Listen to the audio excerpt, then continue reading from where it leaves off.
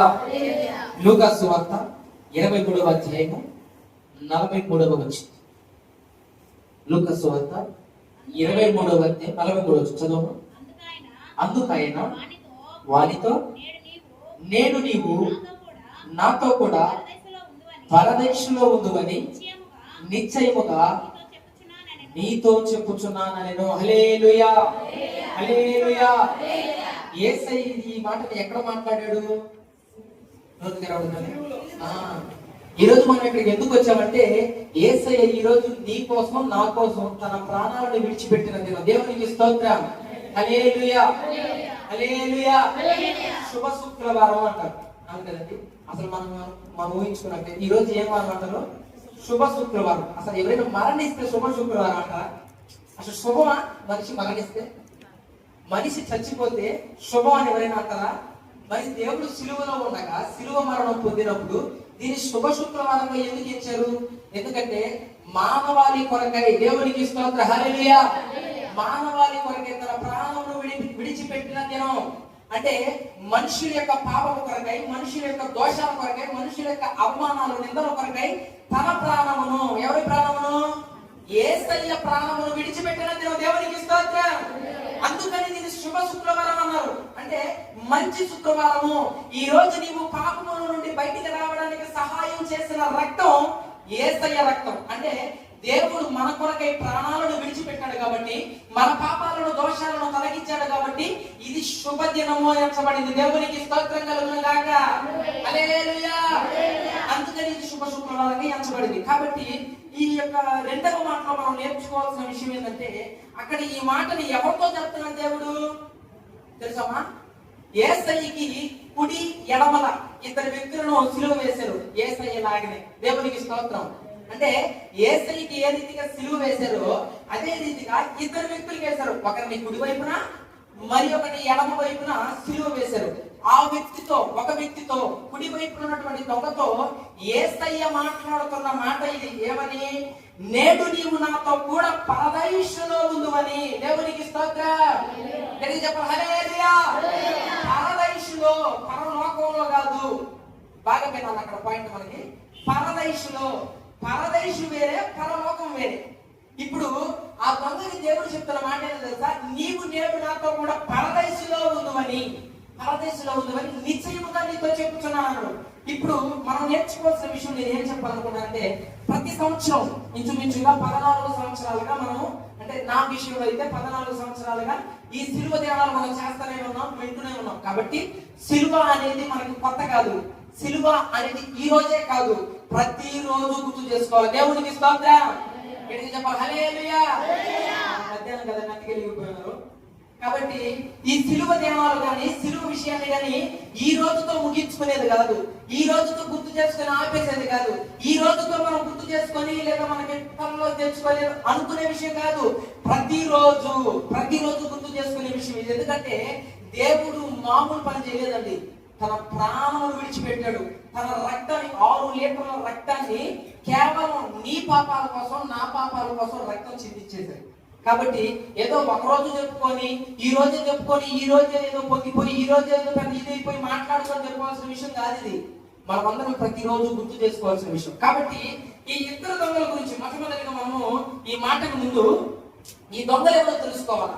అసలు ఈ దొంగలు ఎవరు, ఈ దొంగల పేర్లు ఏంటి, అసలు ఇది ఎందుకు సిలువ వేశారు అనే విషయాల గురించి నేను చారిత్రకంగా కొంచెం చూశాను, కొన్ని చర్చ చేసి చూశాను. అసలు ఇది ఎవరు, అసలు వీళ్ళు సిలువ ఎందుకు వేశారు? ఇప్పుడు యేసయ్యని మనం సిలువ ఎందుకు వేశారో మనకు అర్థమైంది. అంటే ఏ నేరమో చేయకనే అని యెషయా గారి గ్రంథంలో ఎప్పుడో 700, అంటే క్రీస్తుకు పూర్వం 700 సంవత్సరాల క్రితమే యెషయా గారు రాయించి పెట్టారు ఈ మాటని.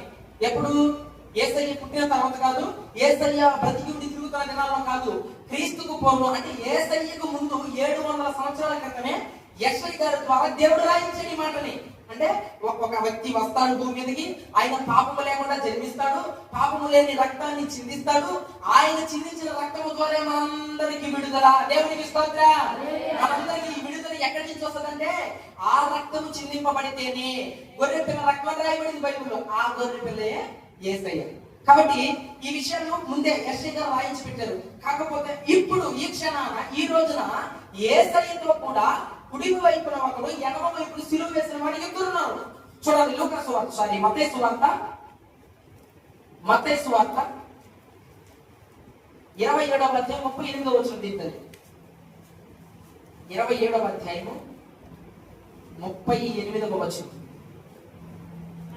మరియు కుడి వైపున ఒకడును, ఎడమ వైపున ఒకడును, ఇద్దరు బందిపోటు దొంగలు ఆయనతో కూడా సిలువ వేయబడి. దేవునికి స్తోత్రం కలుగును గాక. ఆమేన్. హల్లెలూయా. ఇప్పుడు ఇక్కడ చదివాం కదండి, ఇద్దరు దొంగలు. ఆ ఇద్దరు దొంగలు ఎవరు, వారి పేర్లేంటి, అసలు దేవుడు యేసయ్య ఆయనతో ఈ మాట ఎందుకు చెప్పాల్సి వచ్చిందని తెలుసుకున్నాం. మొట్టమొదటిగా మనం ఈ ఇద్దరు దొంగల గురించి ఆ విషయం తెలుసుకోవాలంటే, ఎడమ వైపు ఉన్నటువంటి దొంగ పేరు ఏమండి, మనం వినే ఉంటామో లేదు వినకపోయింటే ఈరోజు తెలుసుకున్నాము. ఎడమ వైపు ఉన్నటువంటి దొంగ పేరు ఏదో తెలుసా? గెస్తాస్. ఏం పేరు? గెస్తాస్. అంటే యేసయ్యకు ఎడమ వైపు ఉన్నటువంటి సిలువ వేసినటువంటి ఆ దొంగ పేరు ఏంటంటే గెస్తాస్. గెస్తాస్ అనగా అర్థం ఏంటంటే కంప్లైంట్. ఇంగ్లీష్ లో అయితే కంప్లైంట్ అంటారు. మన తెలుగు భాషలోకి తర్జుమా చేస్తే దానికి ఏమంటే ఫిర్యాదు. దేవునికి స్తోత్రం. హల్లెలూయా. ఈ గుడి ఎడమ వైపు ఉన్నటువంటి దొంగ పేరు అయితే గెస్తాస్. అది గ్రీకు భాషలో గెస్తాస్ అని అంటే, ఈ ఇంగ్లీష్ భాషలో తర్జుమా చేసినప్పుడు దాన్ని కంప్లైంట్ గా మార్చారు. అంటే కంప్లైంట్, ఆ పేరు కారణం కంప్లైంట్. మన తెలుగు భాషలో చూసినట్లయితే అది ఫిర్యాదు లేదంటే మొరపెట్టువాడు అని అర్థం. ఎవరి పేరు? ఎడమ వైపు ఉన్నటువంటి దొంగ పేరు. గుర్తు పెట్టుకోవాలి. ఎడమ వైపు ఉన్నటువంటి దొంగ పేరు ఏ పేరు? గెస్తాస్ అనే పేరు ఆయన పేరు అన్నమాట. ఆ పేరుకి అర్థం ఏంటంటే మొరపెట్టువాడు లేదా ఏం చెప్పాను, కంప్లైంట్, ఫిర్యాదులు చేసేవాడు అని అర్థం అనమాట. ఇది ఈ మొదటి దొంగ పేరు. రెండవ దొంగ వైపు అంటే కుడి వైపు ఉన్నటువంటి దొంగ పేరు ఏంటంటే దిస్మస్. అతని పేరు అంటే దిస్మస్. దిస్మస్ అనగా అర్థం ఏంటంటే డెత్, అంటే మరణము అని అర్థం. కుడి వైపు ఉన్నటువంటి దొంగ పేరు అంటే యేసయ్యతో కూడా సిలువ వేయబడిన వీళ్ళిద్దరి పేర్ల గురించి, వారి యొక్క అవగాహన గురించి మీకు తెలియజేస్తాను. అంటే ఎవరో మనం తెలుసుకోవాలి కదా. బైబిల్ గ్రంథంలో వారిని ఒక రీతిలో ఎంచబడ్డారు. ఏమని తెలుసా? బందిపోటు దొంగలు. వాళ్ళు ఎవరు? బందిపోటు దొంగలనే రాయబడింది. కానీ చారిత్రకంగా చూసినట్లయితే కొన్ని గ్రంథాలలో వారి గురించి ఒక హిస్టరీ ఉంది. అవి నేను చూసుకుంటూ పూర్తిగా అయితే రాయలేదు, కానీ మొత్తం మీద కొంచెం అయితే మన అవగాహన కోసం అసలు వాళ్ళు ఎవరు, వాళ్ళు ఏం చేస్తున్నారు అనేది మనం కూడా తెలుసుకోవాలి. ఏదో మనం చూసేసాము ముగ్గురులో ఒకడు లేదా ఇద్దరులో ఒకడు అనేది కాదు, కానీ వాళ్ళు ఎవరో మనం తెలుసుకోవాలన్న అవగాహన కోసం వీరి గురించి రాశాను.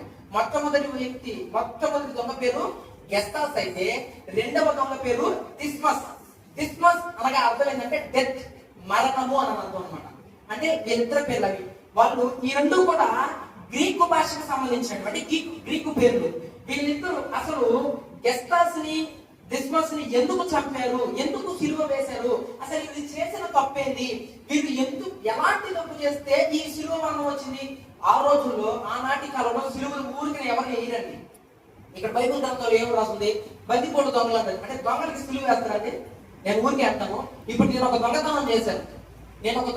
చేసినప్పుడు వీడు దొంగతనం చేశాడు, వీడిని చంపేయనప్పుడు ఎవరైనా చంపేరు. మహా అంటే జైల్లో వేస్తారు, లేదా 2 సంవత్సరాలు 3 సంవత్సరాలు 7 సంవత్సరాలు కారాగార శిక్షణ వేస్తారు. కానీ వీళ్ళు సిలువ వేసేంతగా వాళ్ళు చేశారంటే వారు ఎటువంటి తప్పులు చేస్తుంటారో దేవునికి స్తోత్రం. హల్లెలూయా. వారు ఎలాంటి వారు అయితే సిలువ మరణానికి అప్పచెప్పారు అది కూడా తెలుసుకున్నాం. ఎందుకనంటే వీళ్ళు సిలువ వేసేంత వాళ్ళు తప్పు ఏం చేశారో తెలుసా? మనం ముందే మాట్లాడుకున్నాం. వారు ఎవరు అంటే బందిపోటు దొంగలు అని మాట్లాడుకున్నాం. ఈ బందిపోటు దొంగలు చేసిన పని ఏంటంటే ఇతర వాక్యంలో మనం విన్నాం. ఏం చేసేవారంటే సంచరించేటువంటి వ్యక్తులని, అంటే ఈ దేశం నుండి ఆ దేశానికి, ఆ దేశం నుండి ఈ దేశానికి వచ్చే వ్యక్తుల్ని వాళ్ళు ఏం చేశారంటే ఆపి, మన తెలుగు భాషలో లేదా ఇప్పుడు మన పోలీసులు ఉంటారు కదండి, ఆ రోజుల్లో వీళ్ళు బందిపోటు దొంగలు. ఇప్పుడైతే డకాటీ కేసు అంటే మన భాషలో చెప్పుకోవాలంటే డకాటీ. ఆపి వారి కాటున్నటువంటి డబ్బులు లేదా ఫోన్లు లేదా ధనము లేదా బంగారము ఇలాంటివన్నిటిని లాక్కొని వాడు ఎదురు తిరిగితే వారిని చంపేసేవాళ్ళు అన్నమాట. వాళ్ళు దేవునికి స్తోత్రం. హల్లెలూయా. ఎవరెవరు చంపారో తెలుసా? రాజకీయ నాయకులను చంపారు, రాజులను చంపారు, రథాలను దొంగతనం చేశారు.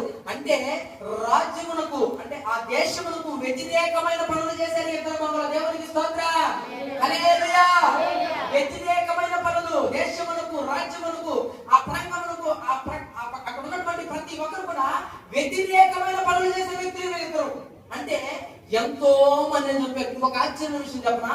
వీరు చంపిన వ్యక్తులు అంటే వీరు చంపుకుంటారు కదండి.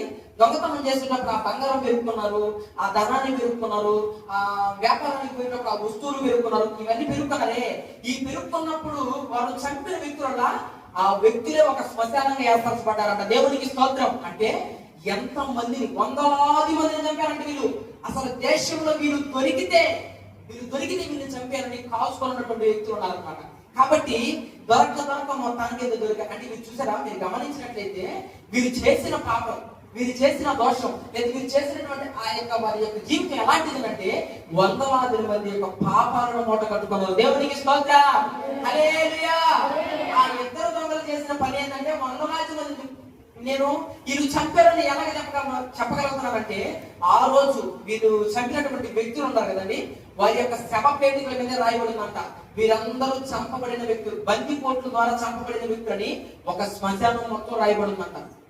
చూసారా, అంటే మీరు చేసిన పాపానికి ఈ రోజు వాళ్ళు సిలువ వేయబడడానికి అర్హులు. అంటే సిలువ ఊరికిన ఎవరికి రాదు, కానీ దేవునికి స్తోత్రం. హల్లెలూయా. యేసయ్య ఏ పాపము ఎరగలేదండి. దేవునికి స్తోత్రం.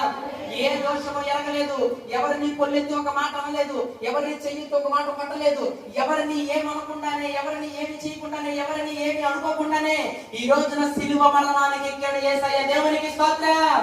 ఇది ఎవరి పాపము, ఎవరి కోసము, ఎవరు చేసిన పాపం వల్ల ఈ రోజు సిలువ ఎక్కాడు, ఎవరు చేసిన పాపం వల్ల ఈ రోజు మరణించాడు, ఎవరు చేసిన పాపం వల్ల మూడు మేకుల ద్వారా దింపబడ్డాడు, ముళ్ళ కిరీటం పెట్టబడ్డాడు, బల్లెపు పోటు పొడిపించుకున్నాడు, 39 కొరడా దెబ్బలు ఎందుకు కొట్టించుకున్నాడు అంటే కేవలం నీ పాపము నా పాపమే. దేవునికి స్తోత్రం. హల్లెలూయా. హల్లెలూయా. ఎవరి పాపం ఇదే? మనం చేసిన పాపాలే. దేవుడు యెషయా గ్రంథంలో చెప్పాను కదా, క్రీస్తుకు పూర్వం 700 సంవత్సరాల క్రితం రాయబడింది. మన నేరాలలో మనం చేసిన నేరాల కోసమే ఆయన భూమికి దిగి వచ్చి నా ప్రాణాల కోసం తన ప్రాణాలను అప్పచెప్పాడు. ఏ పాపం లేదండి యేసయ్యలో.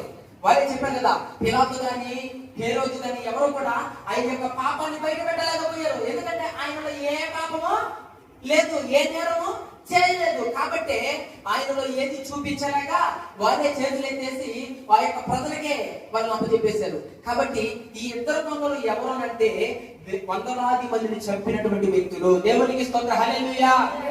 హల్లెలూయా. వందలాది మందిని చంపినటువంటి వ్యక్తులు, ఎన్నో పాపాలు చేసినటువంటి వ్యక్తులు, చిన్న పెద్ద అని లేకుండా, వృద్ధులని లేకుండా అందరినీ చంపేసి వారి కాడున్నటువంటి నగలంతా దొంగతనం చేసినటువంటి వ్యక్తులు ఈ ఇద్దరు దొంగలు. వారి పేర్లు చెప్పారు కదండి, గెస్తాస్, దిస్మస్. వీరిద్దరు అనమాట. అంటే వారు ఎటువంటి ఘోరమైన పాపాలు చేస్తుంటే సిలువకి ఎక్కించారు, కానీ ఏ పాపము చేయకుండానే ఈ రోజు నీ కోసం నా కోసం దేవుడు సిలువెక్కాడు. ఇది గుర్తు చేసుకునే దినము మాత్రమే, కానీ ప్రతిరోజు మనం జ్ఞాపకం చేసుకోవాలా, ప్రతిరోజు మనం జ్ఞాపకం చేసుకోవాలా. ఈ రోజే స్పెషల్ డే అని కాదు, ప్రతిరోజు గుర్తు చేసుకోవాలి. ఎందుకంటే దేవుడు మన కోసం ప్రాణాలు పెట్టాడు. ఈ రోజు మనం పాపములో లేదా పాపములో అంటుకోకుండా, లేదా పాపము మన దగ్గరికి రాకుండా ఈ రోజు మనం పరిశుద్ధంగా బ్రతకడానికి చేసినటువంటి కార్యమే ఆయన సిలువ మరణం. కాబట్టి ఈ రోజు దాని గురించి కూడా తెలుసుకున్నాం. దేవుడు ఆ యొక్క ఎవరు ఆ దొంగతో ఈ మాట ఎందుకు చెప్పాను కదా, ఆయన ఎవరు?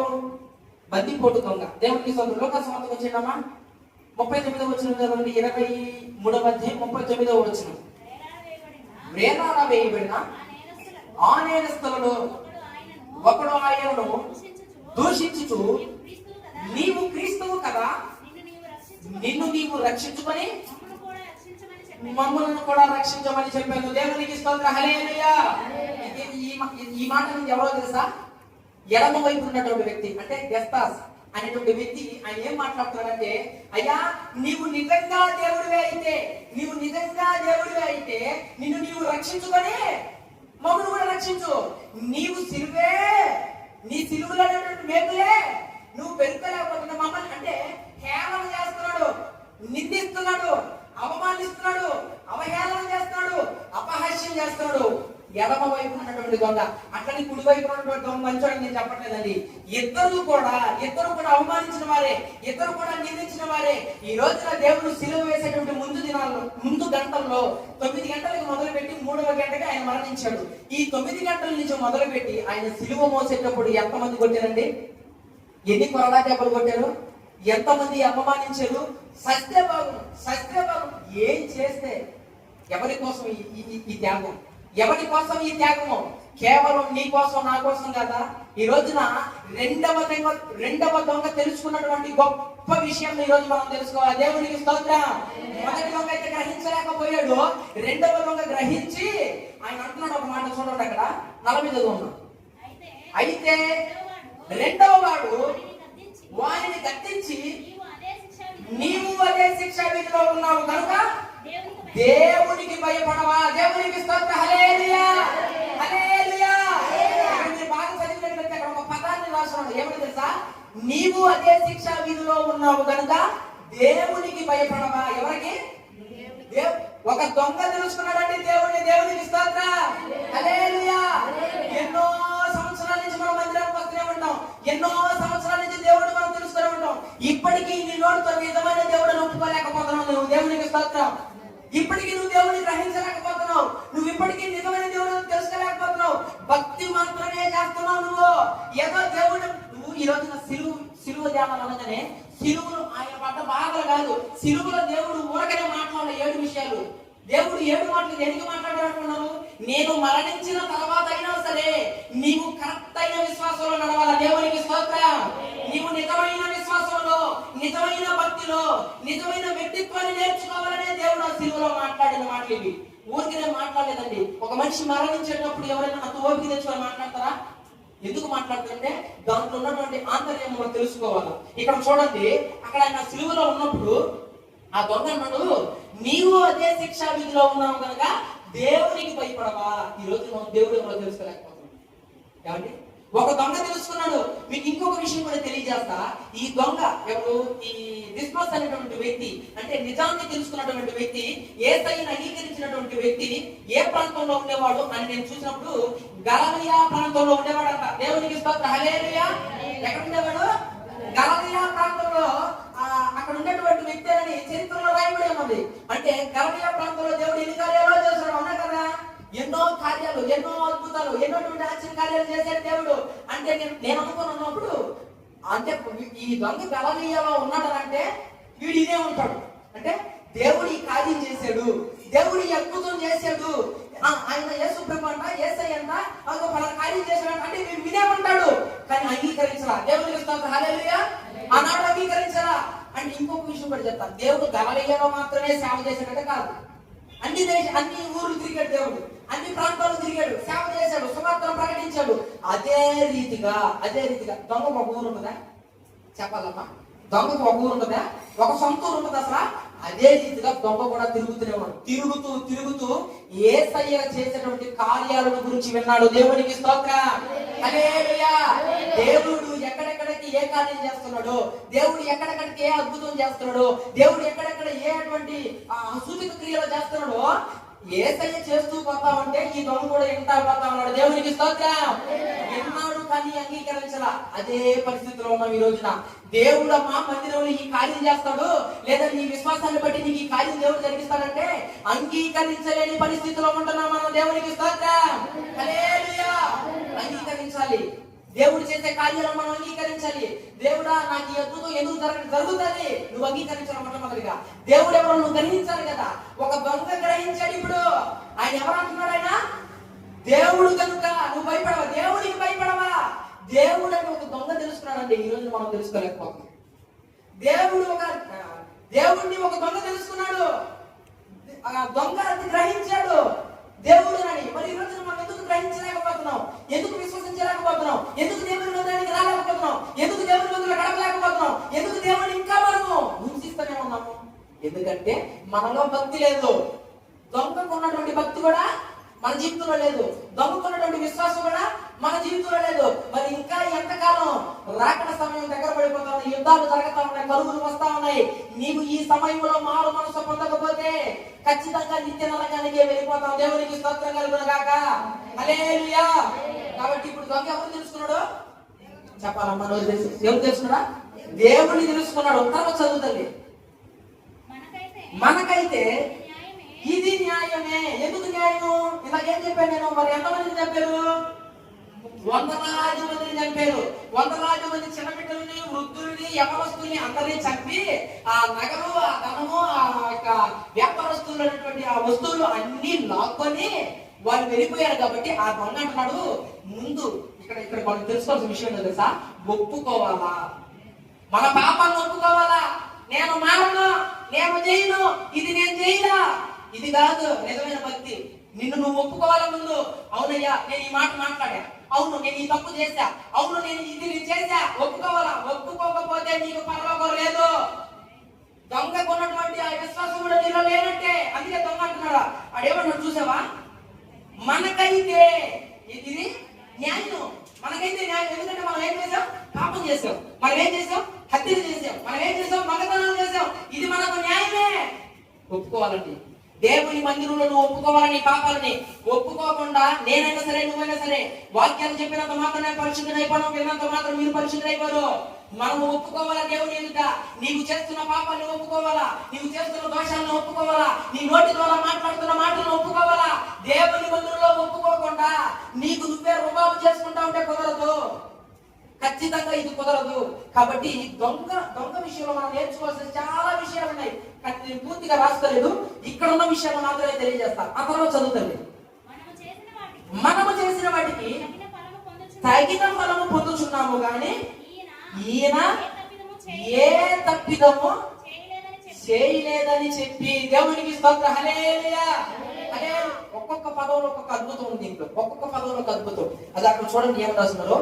ఏ తప్పిదమో ఎవరు చేయలేదు, యేసయ్య చేయలేదని ఎవరు చెప్తున్నారు? ఒక దొంగ చెప్తున్నాడు. ఒక దొంగ ఏమని చెప్పారంటే, ఈయన ఏ తప్పిదమో యేసయ్య ప్రవర్తన గ్రహించినటువంటి వ్యక్తి. దేవునికి స్తోత్రం. హల్లెలూయా. దొంగ ఏం చేశాడు? యేసయ్య ప్రవర్తన గ్రహించాడు. యేసయ్య ఈ రోజు మనకు నేర్పిస్తున్న విషయం ఏంటో తెలుసా? నీ ప్రవర్తన కూడా మార్చుకో. ఏం మార్చుకోవాలా? మన ప్రవర్తన మార్చుకోవాలా, మన విధి విధానాలు మార్చుకోవాలా. యేసయ్య మనకి ఎన్నో విషయాలు ఈ బైబిల్ గ్రంథం నుంచి నేర్పిస్తా ఉన్నాడు. ఈ రెండవ మాటలో ఎన్నో అంతర్యాలు దాగి ఉన్నాయి. అక్కడ చూసినట్లయితే యేసయ్యను చూసి ఒక దొంగ ఆయన ప్రవర్తనను గ్రహించాడు. ఆయన ప్రవర్తన చూసారు, అబ్బా ఇలాంటి వ్యక్తి, ఇలాంటి మంచి అయినటువంటి వ్యక్తి, మంచోడైనటువంటి వ్యక్తి మనం చూడటమే గొప్ప. ఈ రోజున యేసయ్య ప్రవర్తనలో ఎంతో మంచితనం. ఈ రోజు నీ ప్రవర్తన ఎలా ఉంటుంది? భక్తి విషయంలో నీ ప్రవర్తన ఎలా ఉంటుంది? ఏమండి, మన ప్రవర్తన ఎలా ఉంటుంది? ఎలా ఉంటున్నాం? మన నోటి తీరు ఎలా ఉంటుంది? నలుగురు నోట్లో ఈ రోజు నువ్వు చెత్తగా నాముతున్నావంటే నీ భక్తిలో ఏదో ఫాల్ట్ ఉందని అర్థం. 10 మంది నిన్ను అవమానిస్తున్నారని అంటే మాటల ద్వారా నీ భక్తిలోనే ఏదో పాపం ఉందని అర్థం, ఏదో లోపం ఉందని అర్థం. నీవు మనుషులలోనే మానవులలోనే మనం సాక్ష్యం పొందుకోలేకపోతే దేవుడు ఎట్లా జీవిస్తాడు నిన్ను? అన్నా కదా. ఏమండి, మనుషులో సాక్ష్యం సంపాదించుకోలేకపోతున్నాం మనం. అందుకే ఇక్కడ దేవుడు ఏం చేస్తున్నాడు? ఒక దొంగ గ్రహించాడు యేసయ్య ప్రవర్తన. ఆయన ఎంత మంచివాడు, ఆయన ఎలాంటి వాడు, ఎటువంటి కార్యాలు చేశాడు ఒక దొంగ గ్రహించి అంటున్నాడు, ఈయన ఏ తప్పు చేయలేదు. దేవునికి స్తోత్రం. హల్లెలూయా. హల్లెలూయా. ఈరోజు నా ప్రవర్తన మార్చుకోవాలి. అందుకే దేవుడు సిలువలో ఈ విషయాన్ని ఎందుకు చేశాడు తెలుసా? ఆ సిలువ ధ్యానాలను చూసి, లేదా ఆ సిలువను చూసి మనం మారాలి, మన ప్రవర్తన మారాలి, మన జీవితం మారాలి, మన విధి విధానాలు మారాలనే దేవుడు ఆ సిలువలో గొప్ప విషయాలు మనకు తెలియజేస్తా ఉన్నాడు. సరే, తర్వాత చదువుతుంది. ఆయనను చూచి యేసయ్యా నీవు నీ రాజ్యంలోకి వచ్చినప్పుడు నన్ను జ్ఞాపకం చేసుకో. దేవునికి స్తోత్రం. హల్లెలూయా. హల్లెలూయా. ఇక్కడ కూడా ఒక విషయం ఉంది. ఏంటో తెలుసా? ఇక్కడ చూడండి, అది ఏమని రాస్తున్నారు? 42 ఆయన్ను చూచి యేసయ్యా నీవు నీ రాజ్యములోనికి వచ్చినప్పుడు. దేవునికి స్తోత్రం. హల్లెలూయా. హల్లెలూయా. దేవునికి ఒక రాజ్యం ఉందని దొంగ గ్రహించాడు. దేవునికి స్తోత్రం. ఈ రోజు మనం పరలోకం ఉందరా నాయన పాపం చేయబాక, పరలోకం ఉందరా నువ్వు ఎవరిని ఎదిరించబాక, పరలోకం ఉందరా ఎవరిని నువ్వు అవమానించబాక ఈ రోజు మనం గ్రహించలేకపోతున్నాం. ఒక దొంగ గ్రహించాడు రాజ్యం ఉందని. మరి మనకి మన జీవితం ఇంకా ఎంత కావాలి? ఒక దొంగ గ్రహించగలుగుతాడు. ఎన్నో అద్భుతాలను గ్రహించాడు ఇక్కడ దొంగ. ఎన్నో అద్భుతాలను గ్రహించాడు. ఆయన ఏ తప్పిదం చేయలేదని ఆయన ప్రవర్తన గ్రహించాడు. ఏమండి, ఆయన్ని దేవుడుగా అంగీకరించాడు. ఇప్పుడు చూస్తే ఇక్కడ ఏమన్నా ఉంది తర్వాత, ఈ శ్రమ, ఈ బాధ, ఈ అవమానం, ఈ సిలువ మనకైతే కరెక్టే అని అది గ్రహించాడు. ఇప్పుడు లాస్ట్ వచ్చినప్పుడే ఆయనకు ఒక దేశము, ఒక రాజ్యం ఉందని గ్రహించాడు. దేవునికి స్తోత్రం. ఒక దొంగలో నుంచి నేర్చుకోవాలి ఈరోజు మనం. ఒక దొంగలో నుంచి నేర్చుకోవాల్సి వస్తుంది భక్తి. ఏమండి, అతనికి ఉన్నటువంటి భక్తి, ఆయన చేసినటువంటి భక్తి కూడా మన జీవితంలో లేదు. ఈ రోజున పరలోక రాజ్యం ఉందయ్యా, మీరు పాపం చేయబాకండి, పరలోక రాజ్యం ఉంది, నోటి మాటలు కట్టుకోండి, పరలోక రాజ్యం ఉంది, మీ ఆలోచన విధానం మార్చుకోండి, పరలోక రాజ్యం ఉంది అని మనం వాక్యాలు, మనమే కదా నేనైనా సరే మనం వాక్యాలు వింటున్నాం, కానీ మన ప్రవర్తన మార్చుకోవట్లా, మన విధి విధానాలు మార్చుకోవట్లా. ఎందుకంటే దొంగకున్న విశ్వాసం కూడా మనకు లేదు. దొంగ గ్రహించాడు, ఒక రాజ్యం ఉంది, ఒక రాజ్యం ఉంది, అక్కడ ఏ ఏడుపులు ఉండవు, అక్కడ ఏ బాధలు ఉండవు, అక్కడ ఏ అవమానాలు ఉండవు, ఇలాంటి శ్రమలు పడాల్సిన అవసరమే లేదు అని ఒక దొంగ గ్రహించినప్పుడు, ఈ రోజున మనం సిలువను కనులారా చూసాము, ఆయన పట్ల శ్రమను కనులారా చూసాము, ఆయన చేసినటువంటి కార్యాలను అద్భుతాలను మనం చెవులారా విన్నాము. మరి మనలో ఎందుకు రావట్లేదు ఆ విశ్వాసము? మరి మనం ఎందుకు గ్రహించలేకపోతున్నాం ఆ రాజ్యాన్ని? ఎవరిని మనం గ్రహించుకోవాలి. ఏంటి అసలు మన జీవితం ఏంది, మన కార్యాలు ఏంది? మనం ఇంకా ఇంతేనా? దొంగకున్నటువంటి విశ్వాసం కూడా మన జీవితంలో లేదా? లాస్ట్ మన చెప్పి నేను ముగించేస్తా, చదువుతలేదా? 42. అందుకు ఆయన వానితో నేడు నీవు నాతో కూడా పరదేశంలో ఉండు అని నిశ్చయముగా నీతో చెప్పుచున్నానని దేవునికి స్తోత్రం. హల్లెలూయా, హల్లెలూయా. ఎక్కడ ఉంటాడంటే దొంగ ఇప్పుడు? పరదేశులు నిశ్చయముగా నిన్ను నేను తీసుకెళ్తా. ఎందుకు తెలుసా? ఆయన ఏం చేశాడు? దేవుడిగా అంగీకరించాడు, పాపాన్ని విడిచిపెట్టాడు, ఆయనలో మన లోపాలని కడుక్కున్నాడు. చెప్పాను కదా, అందులో మనకైతే ఇది న్యాయమే. మనకి బాప్తిసం తీసేటప్పుడు ఏమని చెప్తారు? ఎంతతో నీ పాపాలు కడగబడుతున్నాయి, ఎంతతో ఇంక నుంచి నువ్వు ఏం చేయకూడదు, పాపం చేయకూడదు, దోషం చేయకూడదు, ఒక నియమం అనకూడదు అంటే బాప్తిసం. ఇక్కడే బాప్తిసం పొందేశాడు. దేవునికి స్తోత్రం. హల్లెలూయా, హల్లెలూయా. దొంగ అక్కడే మాటల ద్వారా బాప్తిసం పొందేశాడండి. తన పాపాన్ని కడిగేసుకున్నాడు. మరి మన జీవితంలో కడుక్కోకుండా మరి పాపాలు చేసుకుంటా పోతున్నాం మనం. బాప్తిసం తీసుకుని పాపాలు చేసుకుంటా పోతా ఉన్నాం మనం. బాప్తిసం తీసుకుని ఇష్టానుసారమైన బ్రతుకులో బ్రతుకుతా ఉన్నాం మనం. దొంగకి కలిగిన పరదేశం కూడా మనకి చెందదు. దేవునికి స్తోత్రం. హల్లెలూయా. మీరు బాధపడితే బాధపడరు, మన ప్రవర్తనను బట్టి మనం పరదేశంలో కూడా వెళ్ళలేము. పరలోకం పక్కన పెట్టు, పరదేశంలో కూడా చేరలేము. పరదేశం అంటే ఏదో తెలుసా? ఆనాటి భక్తులు ఉన్నారు కదా, దావీదు, దానియేలు, అబ్రహాము, ఇస్సాకు, యాకోబు ఎవరు ఉన్నారు కదండి. వీరందరూ మరణించిన తర్వాత ఎక్కడ పోయారంటే పరలోక రాజ్యానికి కాదు, పరదేశకు వెళ్ళారు. దేవునికి స్తోత్రం. హల్లెలూయా. ఎక్కడ పోయారు? పరదేశకు వెళ్ళారు. పరదేశకు వెళ్ళి అక్కడ అంటే ఎక్కడ చెప్పాలంటే మీకు అక్కడ ఏ సమస్య ఉండదండి. సంతోషకరమైనటువంటి ప్రాంగణం అది. అక్కడ బైబిల్లో రాయబడి ఉంటుంది, ఒక ఏమంటుందని పెట్టలకి ఉంటుంది, ఒక చెర ఉంటుంది కదా, చెరను ఎత్తుకుపోయిన బైబిల్లో రాస్తుంది. కానీ ఈ వాక్యాన్ని నేను తీసుకోలేదు, మీ ఊరికే చెప్తున్నా. ఇక్కడ దొంగతో చెప్పిన మాట కూడా ఏమన్నాడంటే, నీవు నాతో కూడా పరదేశంలో ఉందని నిశ్చయముగా. ఇప్పుడు ఈ విషయంలో మనం తెలుసుకోవాల్సిన విషయం ఏంటంటే, ఇప్పుడు దొంగ ఎక్కడికి తీసుకెళ్ళాడు? పరదేశికి తీసుకెళ్ళాడు. ఇప్పుడు మరణించిన తర్వాత ఇదంతా జరిగింది. ఎవరు? దేవుడు పరదేశికి ఎప్పుడు వెళ్ళాడనంటే మరణించిన తర్వాత. పరదేశం ఎక్కడుందో తెలుసా? భూమి క్రింద ఉందని బైబిల్లో రాయబడింది. అంటే అగ్ని గంధకాలు పరదేశం ఒక దగ్గరే దగ్గరగా ఉన్నదని మీరు గమనించినట్లయితే, లాజర్ గారు గుర్తున్నారా మీకు? లాజర్ గారు అబ్రహాం గారి చెంతన చేరినటువంటి లాజర్ గారు ధనవంతుడు. వాడు ధనవంతుడు అగ్నిలో కూరుకుని పోయినప్పుడు, అగ్నిలో తగలబడిపోతున్నప్పుడు, అగ్నిలో బాధపడుతున్నప్పుడు లాజర్ గారిని చూసినట్లుగా బైబిల్లో రాయబడింది. అంటే ఈ అగ్ని గంధకాలు లేదా ఈ నరకము పరదేశం దగ్గరగా ఉందని. అందుకే బైబిల్ గ్రంథంలో అదే రాస్తుంది. ఏమంటే భూమి కింద ఉన్నట్లుగా. యేసయ్య మరణించిన తర్వాత ఈ 3 రోజులు ఏం చేశాడు అయ్యానంటే, ఆయన పరదేశకు వెళ్ళాడు. పరదేశకు వెళ్ళి ఏం చేశాడంటే వారికి కూడా సువార్తను ప్రకటించాడు. దేవునికి స్తోత్రం. హల్లెలూయా, హల్లెలూయా. మరణించిన తర్వాత కూడా సువార్త కూడా దేవుడు. ఈరోజు బ్రతికి ఉన్న కూడా సువార్త చేయడం, లోక మాటలు మాట్లాడతాం, నలుగురితో కూర్చొని లోక సంబంధమైన మాట్లాడితే మాట్లాడతాం, సువార్త చేయం. అమ్మా దేవుడు నమ్ముకోండమ్మా, దేవుడు గొప్పడు, దేవుడు నాకు ఈ కార్యం చేశాడు కాబట్టి చెప్తున్నా. నువ్వు నమ్మేది నమ్మది తర్వాత విషయం. నాకైతే ఈ కార్యం చేశాడు, ఒకవేళ ట్రై చేస్తే ట్రై చేయి. మనం నోట్లో చాలా రానేరాదు. ఎందుకంటే మనకు ఆ విశ్వాసం లేదు. దొంగ కలిగిన విశ్వాసం కూడా మన జీవితంలో లేదు. దొంగ అన్నింటినీ గ్రహించాడు, దేవుడని అంగీకరించాడు, ఆయన యొక్క శిక్షను లేదా ఆయన పాపాన్ని ఒప్పుకున్నాడు. ఆ తర్వాత చూసినట్టయితే అక్కడికి ఏముంది, యేసయ్య ప్రవర్తనను గ్రహించాడు. తర్వాత చూసినట్టు యేసయ్య ఒక రాజ్యం ఉందని గ్రహించాడు. ఇప్పుడు డైరెక్ట్ గా ఎక్కడికి వెళ్ళిపోయాడు? యేసయ్యతో కూడా పరదేశం వెళ్ళి పరలోకానికి వెళ్ళిపోయాడు. దేవునికి స్తోత్రం. హల్లెలూయా, హల్లెలూయా. దొంగ ఎక్కడున్నాడా అని అంటే పరలోకంలో ఉన్నాడని తెలుసుకోవాలా. ఒక దొంగ పరలోకానికి వెళ్ళిపడింది. నేనేమంటానంటే ఇంతకాలం చేసిన పాపాలు కాదు, మరి ఎంతకాలము ఆయన కూడా పాపం చేసాడు కదా, ఒక రోజుకే పరలోకానికి వెళ్ళిపోతాం, ఖచ్చితంగా వెళ్ళిపోతాం. ఏం తెలుసా, నీవు హృదయపూర్వకంగా నీ పాపాలు ఒప్పుకొని విడిచిపెడితే, దేవునికి స్తోత్రం, హల్లెలూయా. హృదయపూర్వకంగా నీవు పాపాలను ఒప్పుకొని విడిచిపెట్టితే ఈ మరుక్షణమే దేవుడు పరలోక రాజ్యానికి తీసుకెళ్ళడానికి రెడీగా ఉన్నాడు. దేవునికి స్తోత్రం. దొంగను తీసుకెళ్ళినట్టుగా నిన్ను తీసుకెళ్ళిపోతాడు దేవుడు ఈ క్షణాన్ని. ఎప్పుడు తెలుసా, మనల్ని మనం తగ్గించుకొని ఒప్పుకుంటే. మొదటి దొంగ ఉన్నాడు చూడు, గెస్తాస్, అతడు యేసుని ఏం చేశాడు, అవమానించాడు.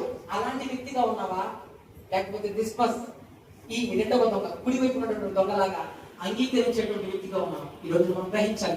ఈ రెండవ మాటలో నేను నీవు నాతో కూడా పరదేశంలో ఉందని నిశ్చయముగా నీతో చెబుతున్నాను అనే విషయాన్ని బట్టి దేవుడు ఈ రోజు మనతో మాట్లాడాడు. కాబట్టి ఈ వాక్యాన్ని మనం విని విడిచిపెట్టేవాళ్ళు కాక, ఇక నుండి జరగబోయే దినాలలో ఈ వాక్యము మన బ్రతుకుల్లో నెరవేర్చబడును గాక.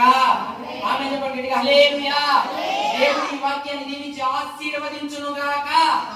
ఆమేన్.